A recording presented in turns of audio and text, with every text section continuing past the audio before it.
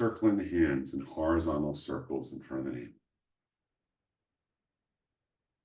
It's called belt channel grinding. The image is like an old millstone turning and grinding grain. But you're not having to tense up the arms to make this happen. You're just kind of circling, palms down.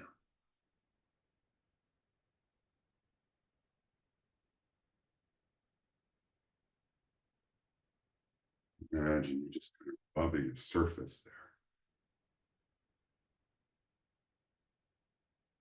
there. As you're circling the hands, imagine that around your belt channel, that is the meridian that's sort of marks out the space around your body at the height, around the surface body, at the height of your navel, that there is a small marble-sized ball of light rotating around at the surface of your body in phase with the movements of your hands.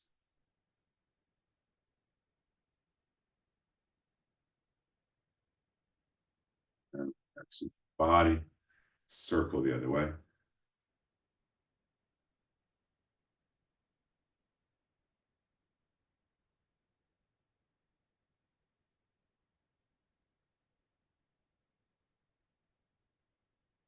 Ball of light circling the other way now too.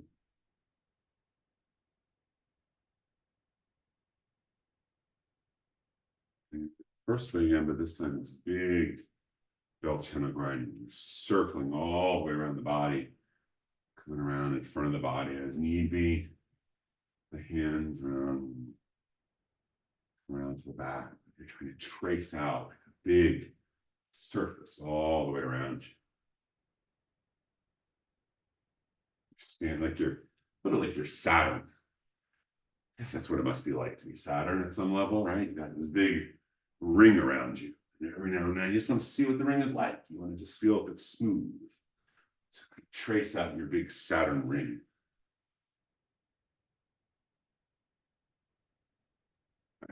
It's an appropriate image in some way.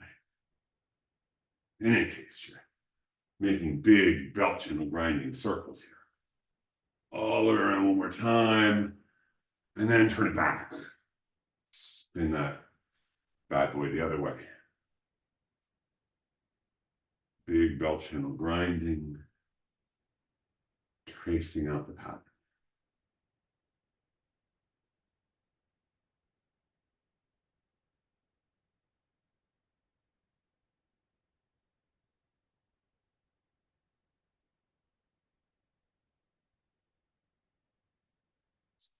Qi 3 times.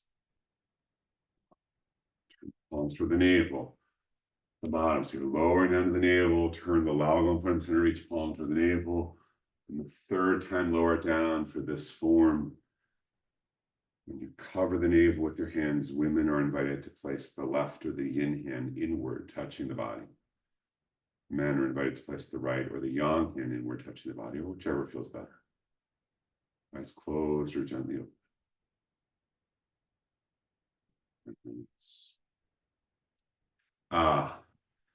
So one of the optional moves, actually sort of optional for it's within the Hunyuan repertoire of moves, is washing the bowl.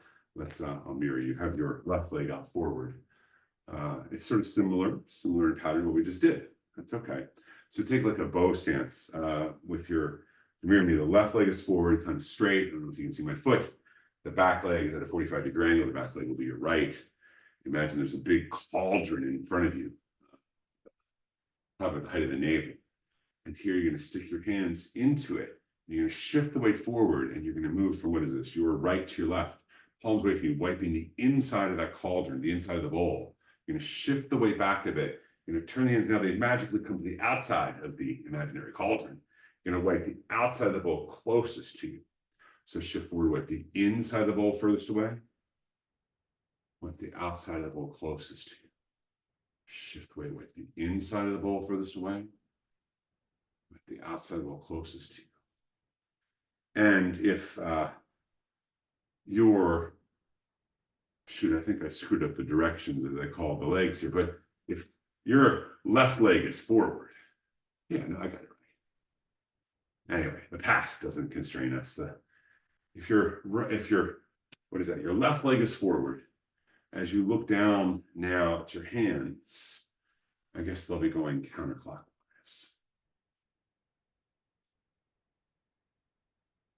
So as you're turning it, you're bringing the hands in over that front knee, washing the bowl, wiping the edge and sides of the cauldron.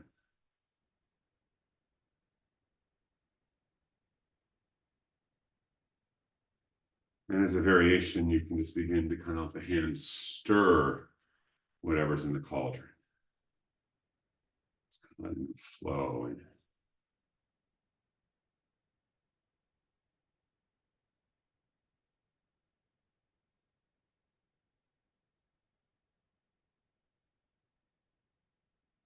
Around, like, what's it feel like if you imagine that the cauldron has really kind of thickening, almost cement-like stew that you have to really work to turn.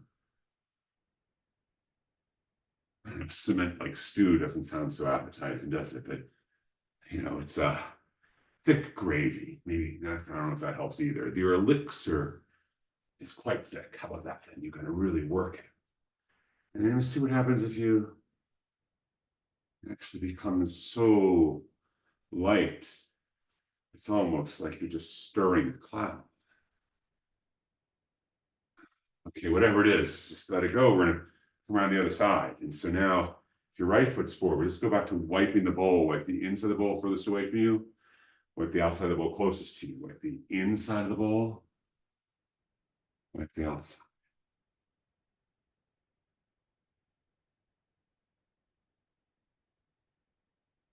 And whenever the spirit moves you, you can just kind of begin to let it flow a little bit sloppy, as it were. You're stirring your elixir the other way.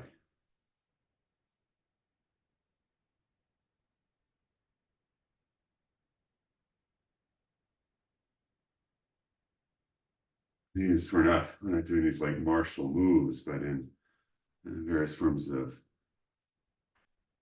Taiji partner practice, right? You kind of wrap the arms and you're trying to kind of stick to your practice partner to begin to see where they are located and where their center of gravity is, and begin to play with pushing and pulling with them. Here we're just stirring. Okay, let's release that stirring. We're going to bring the feet back to shoulder width apart, angle them out, angle the feet out, and lower the chi 3 times. 1, 2,